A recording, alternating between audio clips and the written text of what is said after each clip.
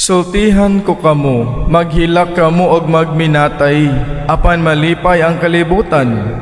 Maguol kamo, apan mahimong kalipay ang inyong kaguol. Mao kini maigsuon ang atong pamalandungan karong adlaw sa ato ang ebanghelyo. Perhaps for our reflection today, pamalandungan nato karon ang atong kaugalingon asa nata karon. Usa sa mga butang, when I reflected the gospel today, usa sa mga butang nga nigawas sa akong pamalandong nga walay permanente nga atong na-experience sa kalibutan nga magpabilin kini nga mao kini nga state. For example, kung naa kita karon sa state sa kagul-anan, kung naa kita karon sa atong at the present moment sa atong kinabuhi nga naata sa tumang kalisdanan, tumang kaguol sa atong gibati o unsa man kini nga mga problema, hinumduman nato nga dili kini madugay. Ningon ang Ginoo nga walay ang inyong kaguol mahimo kining kalipay kung kita anaa sa Dios sa kanunay. Mao kini ang iyang promise kanatong tanan nga kung kita lang magpabilin sa Ginoo, nga kung kita lang anaa kaniya sa kanunay, nga kung kita lang muduol kaniya sa bisan pa man sa atong mga naagian karon, ang atong mga kagul-anan mahimo kining naa sa kalipay.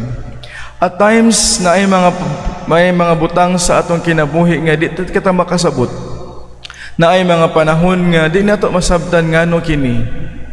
Hinumduman nato na sometimes in our life we cannot understand God's wisdom. However, we should always trust in His wisdom and goodness.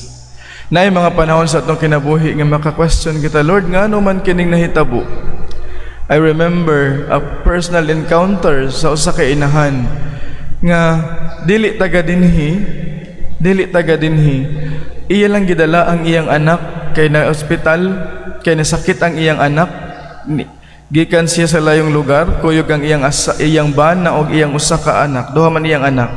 Katong iyang kamagwangan nga anak nga lalaki, usa ka nurse, nanganhilan sila Cebu kay ilang ipa-check up ang iyang anak. Problema, kay dinhi sa Cebu, nagka-COVID ang iyang anak og namatay.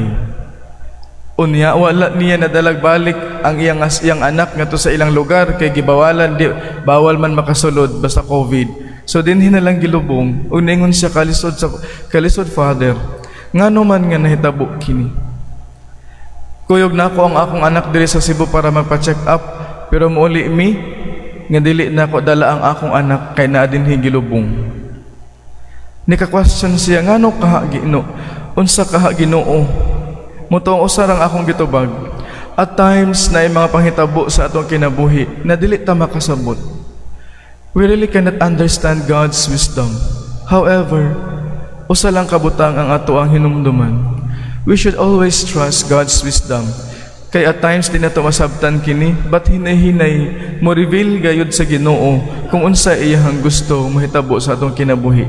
Mao kini mga igsuon ang pahinumdom kanato. Kung kita karon naa sa kalisdanan ug wa ta kasabot sa atong kahimtang, hinumduman nato nga di man nato masabtan ang kabubuton o panghunahuna sa Ginoo, pero mosalig lang ta kaniya. Kay niingon siya, kung kita mosalig lamang og magpabilin kaniya, ang atong mga kalisdanan og kaguol karon sa hinahinay og moabot ang panahon nga mahimo kining kalipay. Amen. Palihog manindog. Ang Ginoo nagsugo kanato sa pakigdait, busa hiusahon nato karon ang atong mga pangaliya ug ubanan nato sa pagtuo sa iyang kahalangdon ug moingon kita, Ginoo kaluy-i kami. Ginoo kaluy-i kami.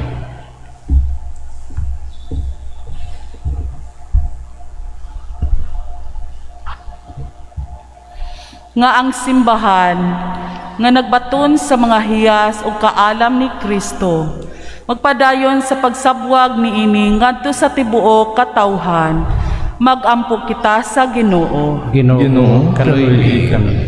Nga ang atong Pangulo makaangkon na sa Dios nung kaalam alang sa pagpalambo sa atong yutang na tawhan, magampo kita sa Ginoo. Ginoo, kaluy kami. Nga ang mga kabatanunan sa atong panahon karon, makakita na sa kabililhon sa mga butang sa Dios nun, ug maghatag niini og bili diha sa ilang kinabuhi. Magampo kita sa Ginoo. Ginoo, kaluy kami. Nga ang mga naulipon sa sala, makabangon na og makabaton sa hiyas sa pagkamapanugnganon sa kagalingon, magampo kita sa Ginoo. Ginoo, kaluy kami. Nga ang mga sulugoon sa Dios, Tsupilo Kamumot, Obispo, Joel Sibaripare, nga babayon na sila sa kadungganan sa altar, magampo kita sa Ginoo. Ginoo, kaluy kami. Nga ang mga kalag sa mga nangamatay, mayusa na diha ni Kristo sa langit, magampo kita sa Ginoo. Ginoo, kaluy kami. Diyos sa pagtuo kaalam, hatagi kami sa mga hiyas sa imong bugtong anak nga si Jesucristo, aron makabot namo ang pagkabalaan sa lawas ug kalag, siya nga buhi ug hari hangtod sa kahangturan. Amen.